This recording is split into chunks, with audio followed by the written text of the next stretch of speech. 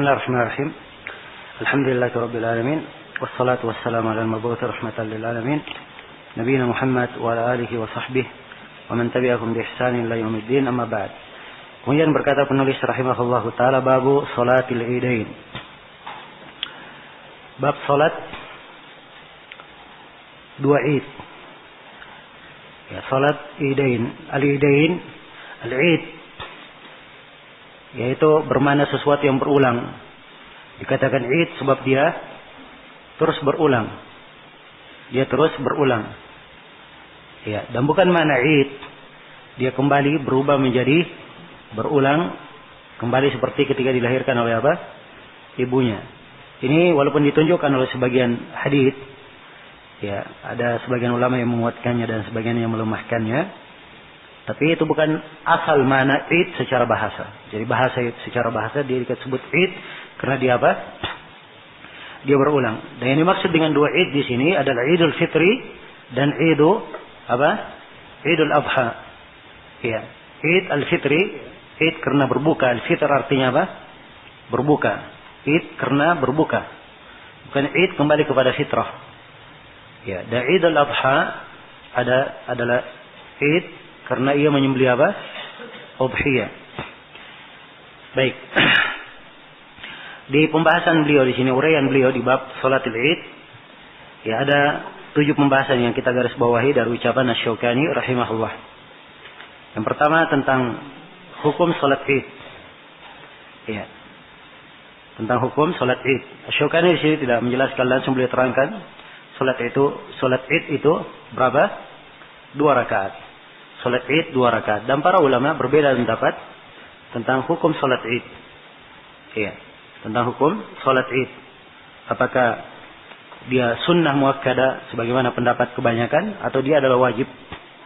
Ya, bagi siapa yang punya kemampuan. Dan yang benarnya bahwa salat id ini dari perkara yang tidak turun dari derajat wajib. Sebab Nabi sallallahu alaihi wasallam dalam hadits riwayat Bukhari dan Muslim memerintah agar supaya pada salat Id dan Idul Fitri dan Idul Adha mengeluarkan al-awatik dan mengeluarkan al-huyyaq dan dawati al-khudur. Ya. Para perempuan dikeluarkan, sampai perempuan yang haid pun dikeluarkan, dan perempuan yang dipingit juga dikeluarkan untuk salat Id. Adapun perempuan haid dia menjauhi tempat salat. Menjauhi tempat salat. Ya. Agar supaya mereka menyaksikan kebaikan. Dan ini kalau menunjukkan akan sesuatu, ini menunjukkan akan apa? Pentingnya. Dan salat Id ini tidak pernah ditinggalkan oleh Rasulullah. Tidak pernah ditinggalkan oleh Abu Bakar, oleh Umar, oleh Utsman, oleh Ali bin Abi Thalib. Maka ini menunjukkan, ya, dan lebih menguatkan pendapat akan wajibnya salat Id tersebut. Baik, yang kedua, jumlah rakaat salat Id. Asy-Syaukani berkata, hiya rakaatan. Dia 2 rakaat. Dan ini menurut kesepakatan, ya, bahwa salat Id itu jumlahnya 2 rakaat. Ya, dan 2 rakaat ini diterangkan dalam sejumlah hadits. Insyaallah akan kita baca sebagian dari haditsnya. Fil ula 7 takbiratin qabla al-qiraah.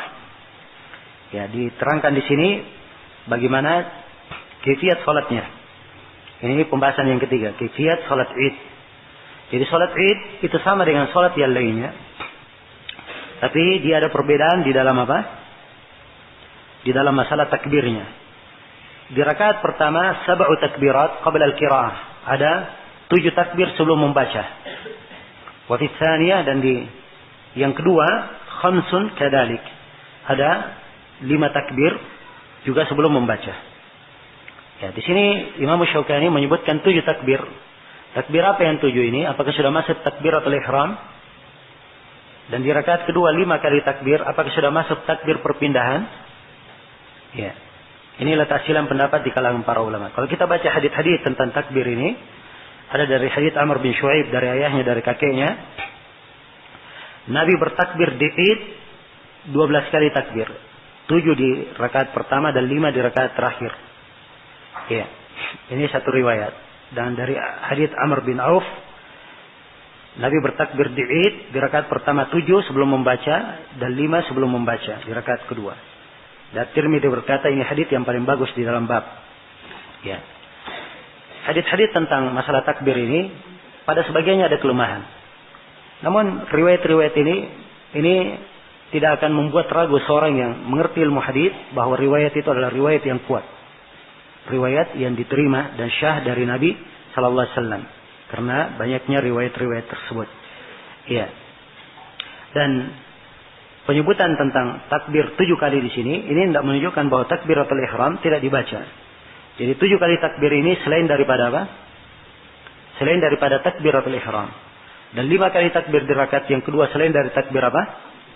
Takbir perpindahan. Iya. Demikian. Jadi ini saja yang disebut. Tidak ada perbedaan dalam yang lainnya. Walaupun sebenarnya ada dalam masalah istiftah, apakah ada istiftah atau tidak, ini silang pendapat di kalangan para ulama. Dan yang benarnya di salat Id tidak ada istiftah. Di benarnya salat Id tidak ada apa?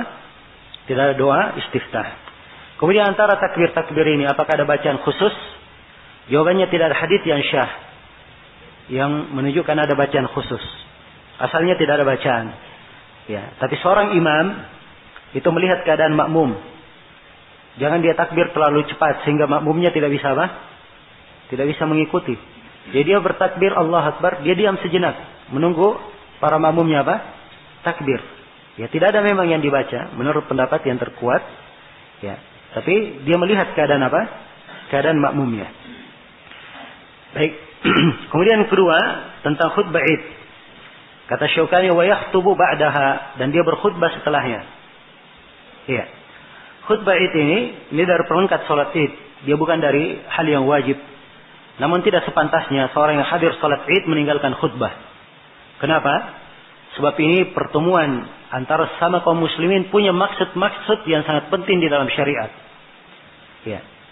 Karena itulah di khutbah ini disampaikan oleh Nabi sallallahu alaihi wasallam ya, wasiat-wasiat yang sangat mendalam untuk kaum muslimin dan kaum muslimat. Ya. Karena itu tidak pantas khutbah ditinggalkan. Dan khutbah itu adalah hal yang disyariatkan. Di dalam pelaksanaan khutbah ini ada beberapa pembahasan bagaimana kaifiatnya, bentuknya. Ya, apakah harus dimulai dengan takbir, kemudian apakah diselingi dengan takbir di sela-sela khutbah. Ya, jelas yang benarnya tidak ada dalil memulai dengan takbir atau disela-selangi dengan takbir. Ya, tapi sebagaimana yang telah saya terangkan bahwa kadang kita memperhatikan keadaan dan pendapat yang tersebar di tengah masyarakat, ini kadang pada sebagian khutbah ia kadang melakukan hal tersebut. Jelas ya? Untuk di keadaan kebanyakan masyarakat secara umumnya memang seperti itu keadaannya.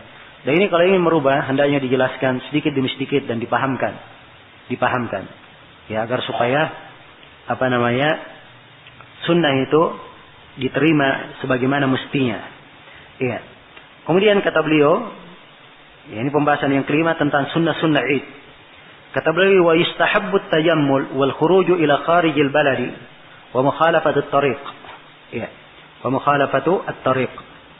Nah, jadi salat dulu kemudian khutbah ya. Salat dulu kemudian khutbah. Itu yang dilakukan oleh Nabi, dilakukan oleh Abu Bakar, dilakukan oleh Umar sebagaimana dalam riwayat Bukhari dan Muslim. Nah, kemudian kata beliau wa istahabbut tajammul, disunnahkan untuk berindah-indah. Ya, silakan dia keluar pakai baju yang baru, ya. Baju yang khusus dia pakai untuk acara hari raya. Kemudian dengan pakaian yang indah, sandal yang indah, ya tidak ada masalah. Sebab ini dilakukan oleh Nabi sallallahu alaihi wasallam dan dilakukan oleh para sahabat. Umar bin Khattab atau Ibnu Umar mengisahkan bahwa Umar bin Khattab pernah membeli sebuah hullah. Hullah itu pakaian luar dari istabrak, dari sutra yang sangat halus. Apa sutra yang sangat berharga? Istabrak itu dia sutra, tapi dia kelihatannya lebih tebal lagi, sutra yang tebal. Maka Umar melihat ada hullah, kemudian beliau beli di pasar, kemudian dia bawakan untuk Nabi. Maka Umar berkata, ya Rasulullah, abta' hadhihi fatajammal biha lil-'id wal wafd. Ya Rasulullah, saya beli ini, ya, maka pakailah ini, kamu berindah dengannya di hari Id dan ketika ada tamu. Maka Nabi sallallahu alaihi wasallam berkata, innama hadhihi libasu man khalaqa lahu. Ini adalah pakaian orang yang tidak ada bagiannya di akhirat. Ya, jadi Umar menegur bahwa pakaian sutra untuk laki-laki tidak boleh. Atau Nabi menegur Umar bahwa pakaian sutra untuk laki-laki tidak boleh. Tapi beliau tidak menyalahkan Umar bahwa berpakaian indah untuk Id dan menyambut apa? Menyambut tamu. Ini menunjukkan bahwa memang itu adalah hal yang disyariatkan. Hal yang disyariatkan. Iya. Kemudian kata beliau wal khuruju ila kharijil balad. Dan dia keluar kepada kharij al balad, ke apa namanya? Keluar dari negerinya. Ya, ini boleh saja dia menjauh, cari tempat yang jauh. Iya. Sebagai tempat salat, di situ manusia semuanya berkumpul. Sebab ada dalam hadits Ibnu Umar diriwayatkan oleh Imam Al-Bukhari dan Imam Muslim bahwa Nabi sallallahu alaihi wasallam keluar ke musalla pada hari Id dan beliau membawa anazah, membawa tongkat. Iya. Yang disimpan atau dibawa di depan beliau. Nah, begitu sudah sampai ke tempat musalla, ke tempat salat, maka ditancapkan tongkat itu. Ini menunjukkan dia di tempat lapang, di luar dari apa namanya? Negerinya. Kalau memang tidak ada tempat lapang di dalam, tapi kalau ada tempat lapangan luas, maka itulah asalnya salat itu di lapangan. Dan Nabi salat di lapangan, ya, padahal beliau punya Masjid Nabawi. Ya, dan Masjid Nabawi ini punya keutamaan salat. Ya, di atas masjid-masjid yang lainnya. Tapi bersama dengan itu beliau salat di mana? Di lapangan. Menunjukkan bahwa ini yang disunnahkan di dalam Id. Ya, dan Syekh Al-Albani menulis satu buku khusus tentang sunnahnya salat Id itu di mana? Di musalla. Iya. Dan ini dari hal yang hendaknya diperbaiki di tengah kaum muslimin. Kadang masjid kecil dipakai salat Id. Ini adalah hal yang keliru. Iya. Salat Id itu kalau sudah ada lapangan hendaknya dilakukan di mana? Di lapangan dan tempat-tempat yang manusia berkumpul di situ lebih banyak. Orang-orang yang berada di masjid hendaknya datang ke mana? Ya, datang ke lapangan. Ya, datang ke lapangan. Nah. Baik. Kemudian kata beliau wa mukhalafatut thariq. Ya, dan di antara yang disunnahkan menyelisihi jalan. Ya, maksudnya menyelisihi jalan, kalau dia pergi dari sebuah jalan, dia pulangnya dari jalan apa? Dari jalan lainnya. Ini berdasarkan hadits Jabir, riwayat Al-Bukhari, dan juga datang dari hadits Abu Hurairah, riwayat Muslim. Ya, karena Nabi sallallahu alaihi wasallam idza kana yaum Id khalafat tariq. Adalah Nabi sallallahu alaihi wasallam apabila hari Id, beliau menyelisihi jalan. Menyelisihi jalan. Nah, kemudian kata beliau wal aklu qabla al-khuruj fil fitri dun al-adha. Dan makan, disunahkan makan sebelum keluar untuk salat Id. Untuk keluar untuk salat Idul Fitri. Adapun Idul Adha tidak apa? Tidak makan sunnahnya. Ini penjelasan sunnah. Kalau mau keluar untuk salat Id, sunnahnya apa? Dia makan dahulu. Adapun kalau Idul Adha, dia ketika keluar justru disunnahkan dia tidak makan. Nanti setelah pulang dia apa? Dia makan. Dan ini berdasarkan hadits Buraidah yang diriwayatkan oleh Ibnu Majah, Tirmidzi, Imam Ahmad dan selainnya. Adalah Rasulullah SAW la yaghdu yawmal fitr hatta ya'kul. Beliau tidak pergi ke Idul Fitri sampai beliau makan. Wa la ya'kulu yawmal adha hatta yarji'. Dan beliau di Idul Adha beliau tidak makan sampai beliau kembali. Sampai beliau kembali. Dan di dalam hadits Abdullah bin Busur, riwayat Abu Daud dan Ibnu Majah, diterangkan bahwa atau bukan ini ya, ada di riwayat yang lain ya. Baik. Baik, riwayat sebelumnya, riwayat Anas bin Malik, hadits Anas bin Malik riwayat Al-Bukhari. Kana Nabi sallallahu alaihi wasallam la yabdu yawm al-fitri hatta ya'kulu tamarat wa ya'kuluhunna witran. Nabi sallallahu alaihi wasallam tidak pergi salat Idul Fitri sampai beliau makan beberapa korma. Dan beliau makan kormanya ganjil. Iya. Memang sunnahnya makan korma, tapi kalau dia ada makanan yang lain tidak ada masalah dia makan. Tidak ada masalah dia makan. Yang jelas yang dimaksudkan dia makan. Karena syariatnya Idul Fitri melambangkan apa? Berbuka. Ya, maka dia makan sebelum dia ke lapangan. Kalau Idul Adha adalah menyembelih. Karena itu Nabi SAW beliau berangkat ke lapangan dan beliau setelah pulang baru menyembelih sembelihannya, kemudian beliau makan dari sembelihan tersebut untuk menampilkan simbol-simbol Islam yang memang disyariatkan di hari itu. Ya, yang disyariatkan di hari tersebut. Baik. Kemudian kata beliau, wa waktuha. Sekarang penjelasan tentang waktunya. Ini pembahasan yang kelima. Waktu salat Id. Wa waktuha ba'da irtifa'i syamsi qadra rumhin ila zawal. Ya, dan waktu salat Id ini setelah tingginya matahari. Setelah tingginya matahari sebatas satu rumah, sekadar satu rumah. Satu rumah ini satu tombak. Sampai az-zawal, sampai tergelincirnya matahari. Jadi ini waktu pelaksanaan. Ketika matahari terbit setinggi satu tombak, Itu awal waktu pelaksanaan sholat id. Dan berakhir sampai waktu apa? Waktu zawal, tergelincirnya matahari. Sampai waktu tergelincirnya matahari. Dan ini berdasarkan hadits Abdullah bin Busur, riwayat Abu Daud dan Ibnu Majah. Ya. Di mana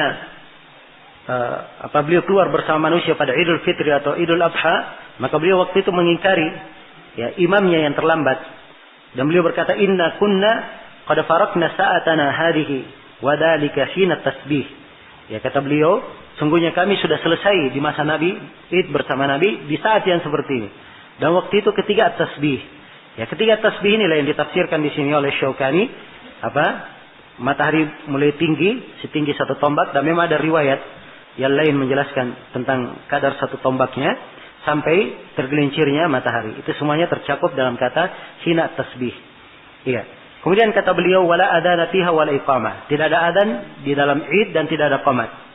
Ya, tidak ada adan dan qamat dalam salat Id.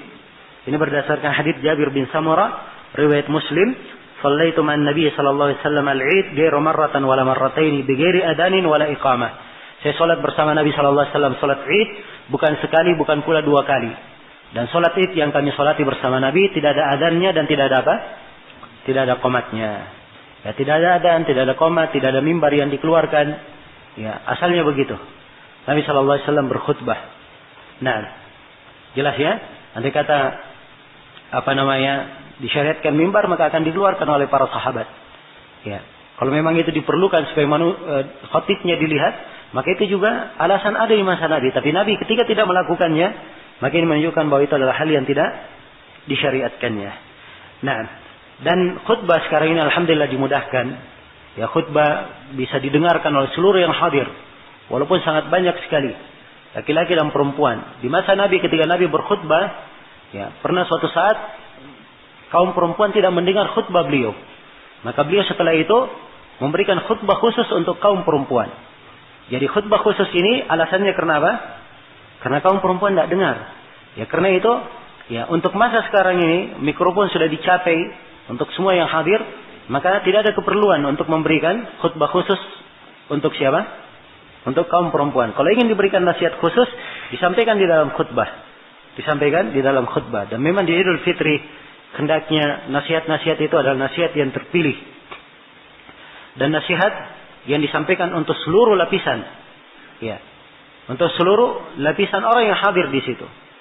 Ya, dan inilah yang disayangkan di acara-acara besar seperti Idul Fitri, Idul Adha, di hari Jumat. Ya, justru khutbah-khutbah yang disampaikan adalah khutbah yang kadang jauh dari keadaan kaum muslimin. Ya. Nah, jauh dari keadaan kaum muslimin. Dan ini adalah hal yang kadang menyedihkan. Sehingga kadang kita lihat banyak dari kaum muslimin menghadiri id-id tersebut, apakah Jumat maupun dua id yang lainnya. Ya, kadang tidak ada semangat mendengar khutbah juga, ngantuk-ngantuk. Ya, ada yang cerita dan seterusnya. Ya, sebab kadang khatibnya sendiri yang ceritanya, ngelantur sana sini. Ya, jelas ya. Dan kadang tidak ada hubungannya dengan apa? Tidak ada hubungannya dengan khutbah. Apa tidak ada hubungannya dengan zikir? Ya, padahal yang diinginkan adalah zikir, mengingat Allah Subhanahu wa taala. Maka ini perlu diperhatikan. Perlu diperhatikan. Iya. Kemudian baik, selesai ya pembahasan tentang salat al-Idain. Kemudian kata beliau bab salatil khauf. Bab tentang salat al-khauf. Nah. Kata beliau qad shallaha Rasulullah sallallahu alaihi wasallam ala sifatin mukhtalifah.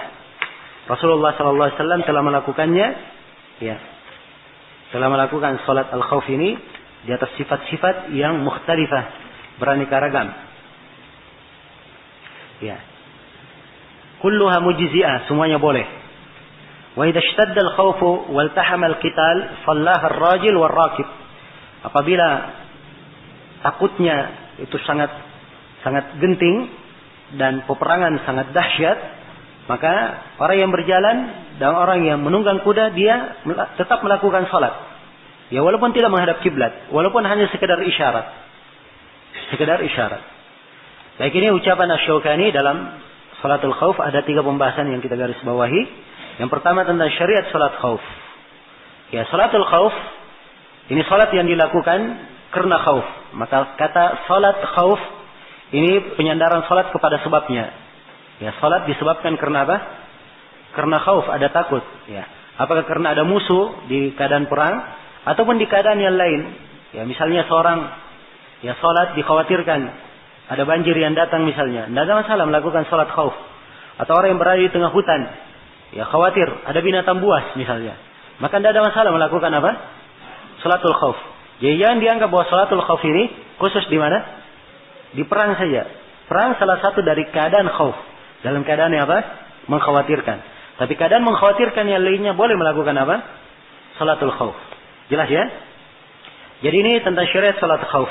Dan syarat khauf ini disyariatkan, ya. Pensyariatannya ada di dalam Al-Quran. Ada di dalam Al-Quran, ya. Apa? Wa idza kunta fihim fa aqamta lahumus salata faltakum ta'ifatun ila akhir ayat. Apabila engkau di tengah mereka dan kamu tegakkan pada mereka salat, maka hendaknya atas satu kelompok yang berdiri dan seterusnya. Dalam kelanjutan ayat yang menjelaskan tentang apa? Tentang salatul khauf. Maka ini dari ayat Al-Quran yang menjelaskannya. Dan hadits Rasulullah SAW itu beraneka ragam hadits yang menjelaskan tentang kaifiyat salat khauf. Beraneka ragam bentuknya. Beraneka ragam bentuknya. Maka inilah yang diterangkan di sini oleh Syaukani. Dan ini pembahasan kita yang kedua, bentuk-bentuk salatul khauf. Kata Imam Syaukani, qad shallaha Rasulullah SAW. Nabi SAW telah melakukan salat khauf ala sifatin mukhtalifah, di atas sifat kaifiyat yang beraneka ragam. Ya, bentuknya beraneka ragam. Kaifiyatnya. Ya mungkin kita baca dari ayatnya di di surah An-Nisa yang merupakan dasar tuntunan di dalam salatul khauf ini. Ya.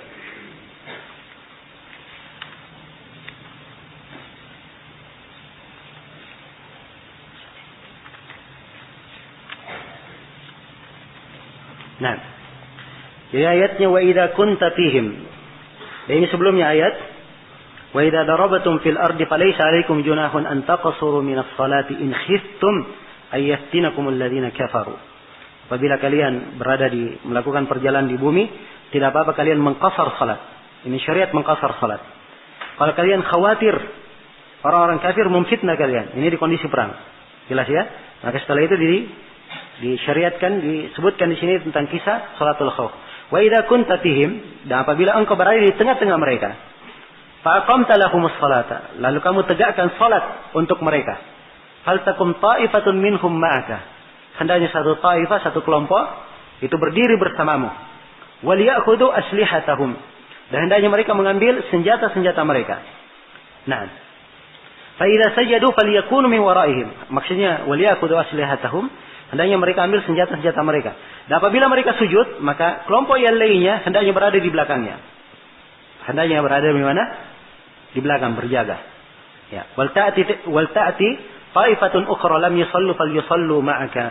Nah, dan hendaknya datang setelah itu kelompok yang lain yang belum salat, kemudian dia salat setelah bersamamu. Wal ya'khudhu hidrahum wa aslihatahum.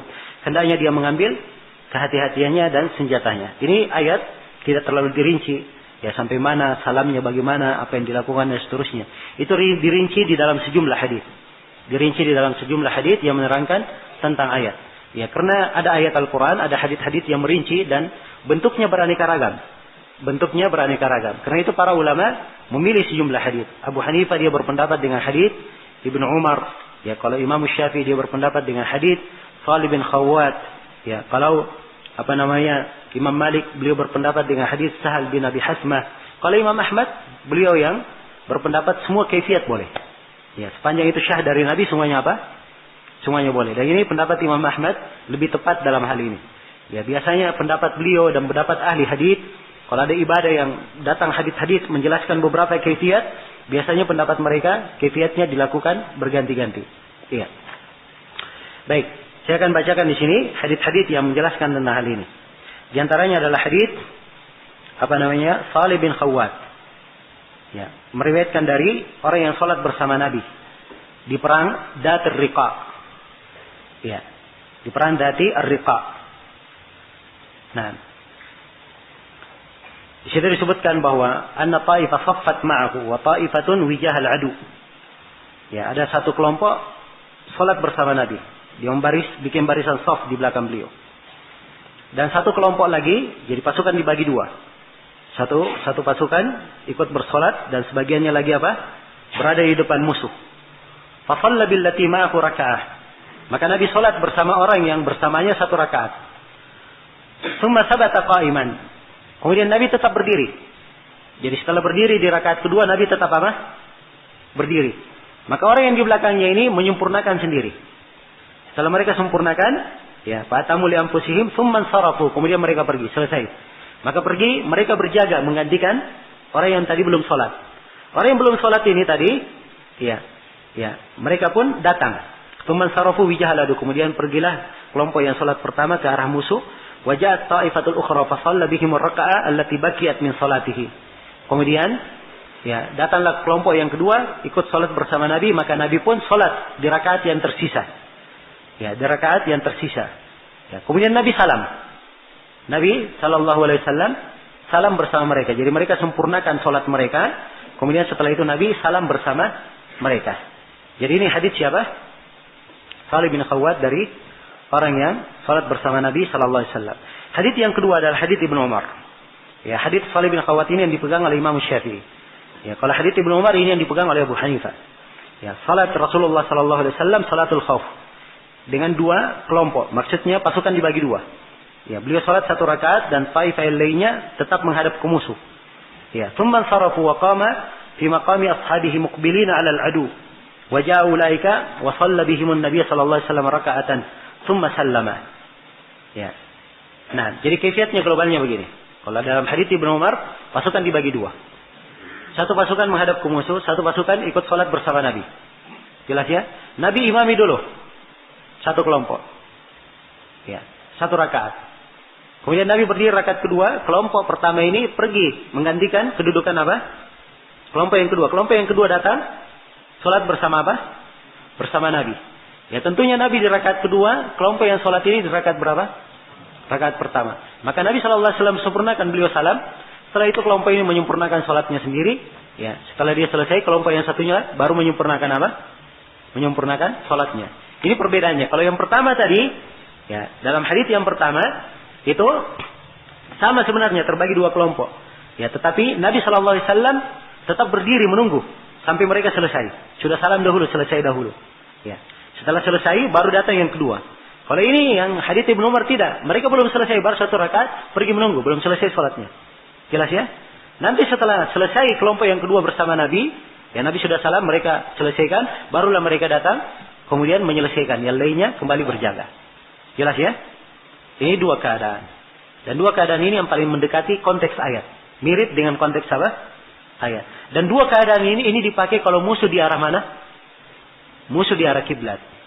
Musuh di arah kiblat. Atau yang dikhawatirkan di mana? Di arah kiblat. Ini sebab khauf ya. Tidak harus dengan musuh. Ya, kalau dikhawatirkan singa di depan, misalnya di hutan, maka dia menghadap ke depan. Ya. Tapi kalau dikhawatirkan singanya di mana-mana, nah ini ada kaifiat lain. Kita akan bacakan. Ya. Baik. Hadits Jabir radhiyallahu taala anhu ini juga antara musuh. Ya, musuh itu antara beliau, antara mereka dan antara kiblat. Ya, tentang hadits Jabir. Hadits Jabir ini dikeluarkan oleh Imam Muslim rahimahullahu taala. Ya, kisahnya dalam hadits Jabir ini, nah, mereka pasukan dibagi menjadi 2, Nabi takbir, maka jadi pasukan dibagi menjadi 2. Nabi takbir. Ya, pasukan dibagi menjadi 2 ya, sekaligus salat bersama Nabi. Nabi takbir, semuanya ikut takbir. Semuanya ikut takbir. Jelas ya? Nabi ruku, maka semuanya ikut ruku. Ya, Nabi i'tidal, semuanya ikut apa? I'tidal. Ya, begitu Nabi sujud, maka shaf yang di belakangnya, ya, shaf yang di belakangnya itu ikut sujud bersama Nabi. Shaf yang di belakang Nabi. Shaf yang kedua di belakangnya tetap berdiri. Tetap berdiri menghadapi apa? Menghadapi musuh. Begitu Nabi selesaikan sujudnya, dan shaf yang ikut bersama Nabi selesaikan sujudnya, Nabi sudah berdiri, shaf yang di belakangnya berdiri, baru shaf yang kedua turun untuk apa? Untuk sujud. Mereka menyelesaikan sujudnya. Setelah sujud selesai, baru berdiri bareng lagi. Ya, kemudian dilakukan sama dengan apa? Rakaat yang pertama. Nah, dilakukan sesuai dengan rakaat yang pertama. Dan ketika sudah duduk bersama, apa?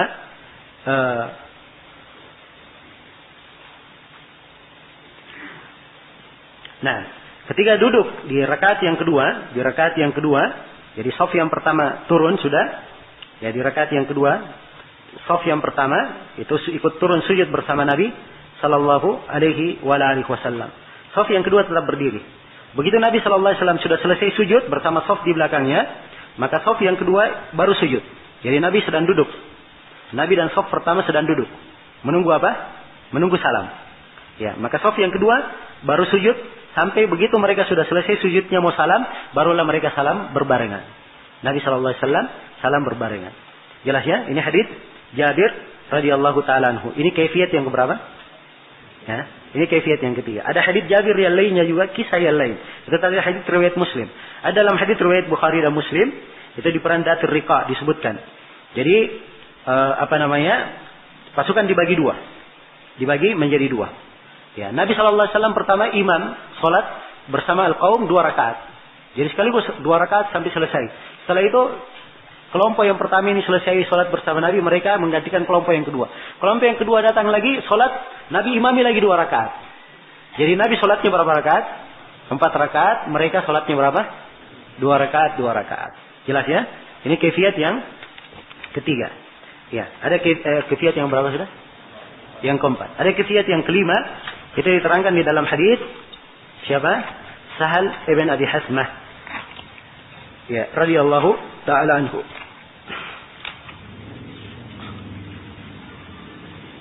Ini kita masuk salat Id ya. Baik. Ya, hadis Sahal bin Abi Hasmah. Ya. Beliau salat mengimami satu kelompok. Ya, dibagi dua.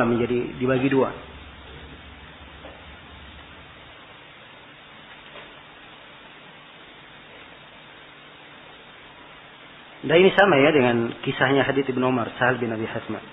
Dia sama kisahnya, saya baru perhatikan juga. Nah, sama dengan kisah. Jadi, beliau salat dengan satu kelompok, mengimam 1 rakaat, dan satu kelompok lagi menghadap ke musuh. Dan Nabi tetap berdiri. Ya, mereka yang di belakang ini menyempurnakan salatnya. Lalu mereka pergi, menggantikan kelompok yang kedua. Lalu kelompok yang kedua datang, kemudian Nabi mengimami mereka rakaat yang kedua. Kemudian mereka menyempurnakan salatnya lagi, kemudian Nabi salam bersama mereka. Ini mirip kaifiat yang mana? Mirip kaifiat? Ya, kaifiat yang pertama tadi ya, mirip kaifiat yang pertama. Ya, dari hadis Salih bin Khawwat. Nah, da'amman sallama an-nabi, itu mungkin yang diinginkan adalah Sahal bin Abi Hasmah. Radhiyallahu ta'ala anhu. Cuma ada riwayat yang lain, kaifiat yang lain, itu yang dipegang oleh Imam Malik di riwayat Al-Muwatta. Riwayatnya secara mauquf. Ya, yang jelas kaifiat ini ada kaifiat yang, kalau kaifiat hadits Jabir tentunya ini musuh harus dikiblat, sebab dia semuanya ikut salat, kan begitu? Ya, ikut salat bersama Nabi. Kalau musuhnya ada di belakang, nggak mungkin mereka semuanya salat. Kalau kaifiat dari Sahal bin Abi Hasmah dan kaifiat dalam hadits Ibnu Umar, ini bisa musuh di mana? Di arah manapun, sebab memang terpencar pasukannya. Nah, jelas ya? Ini beberapa kaifiat. Dan ada kaifiat yang lain. Sampai ada menyebutkan 8 kaifiat dalam hal ini. Ya, yang jelas ini pembahasan kita agak ringkas ya, jadi saya nggak bisa menguraikan semua kaifiat yang ada dalam riwayat. Baik. Kemudian yang ketiga tentang salat khauf pada kondisi yang sangat genting. Ya. Nah, ini tentang syariat salat khauf ini menunjukkan pentingnya salat berjamaah. Termasuk dalil yang menunjukkan wajibnya apa? Salat berjamaah. Subhanallah, bayangkan dalam keadaan takut sedemikian rupa, ya, genting sedemikian rupa, tetap wajib apa? Salat berjamaah, didirikan tuntunan salat berjamaahnya. Ya, ini menunjukkan bahwa salat berjamaah hukumnya adalah apa? Hukumnya adalah wajib. Ya. Salat khauf di kondisi genting, kata beliau, idza shtaddal khauf. Apabila khaufnya betul-betul genting sekali. Wal tahamal qital, dan peperangan sangat dahsyat. Terusnya dahsyat, tidak bisa berhenti. Ya, bagaimana caranya salat? Tidak ada kesempatan untuk salat. Sedang apa? Ya, sedang genting. Ya. Jelas? Maka di keadaan yang seperti ini salat semampunya. Kalau dia dalam keadaan berdiri, salat sambil berdiri. Keadaan berkendaraan, salat di atas kendaraannya. Ya, kalau dia tidak bisa rukuk, sujud, maka dia berisyarat. Ya, dia berisyarat. Isyaratnya dia tundukkan kepalanya sedikit misalnya. Ya, kalau dia ruku sedikit kepalanya tunduk. Kalau dia sujud lebih tunduk lagi sedikit supaya ada perbedaan. Yang jelas dia sholat semampunya. Jelas ya? Kalau sama sekali tidak mungkin seperti di perang Khaybar, tidak mungkin sama sekali walaupun berisyarat sebab memang lagi sangat genting sekali, maka ini udur namanya. Sholatnya apa? Diundur. Jelas ya? Sholatnya diundur sampai ya ada kemungkinan untuk sholat. Baik. Selesai pembahasan tentang sholatul khauf. Baik, ada 3 pembahasan lagi. Ini jamnya sudah jam 9. Ya, kita sudah dapat peringatan dari panitia yang terlalu lama katanya. Ya. Kemampuan ikhwah berbeda-beda. Ya. Baik. Juga makanannya kurang baik dalam bungkusan soalnya nanti. Ya, kurang apa namanya? Kurang sedap untuk disantap. Ya. Insyaallah 3 hal ini insyaallah bisa kita lengkapi besok. Ya. Pembahasan besok insyaallah taala di hari yang ketiga tentang salat jenazah dan tentang zakat. Tentang zakat insyaallah taala kita sempurnakan pada pertemuan besok. Ya. Hari ini masih belum ada tanya jawab ya. Insyaallah besok ya kita bisa tanya jawab insyaallah sudah mulai ringan. Ya. Sekira cukup dalam di sini. Subhanakallahumma bihamdik asyhadu an la ilaha illa anta astaghfiruka wa atubu ilaik walhamdulillahirabbil alamin.